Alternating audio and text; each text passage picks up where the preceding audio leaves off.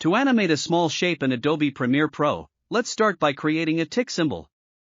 First, draw the correct symbol, then remove the fill so only the outline remains. After that, add a stroke to the shape and choose a color, such as white, or any other you prefer. Adjust the stroke weight to make the lines thicker. Now, to animate the tick, head over to the Effects panel and search for the wipe effect. Apply it to the shape and then stretch the wipe effect to control the speed, making it move slower if necessary. The animation is complete. Next, if you want to animate a circular shape, start by drawing a circle. Similar to the tick symbol, you can choose to animate the circle by going to the Effects panel. Search for the clock wipe effect and apply it to the circle.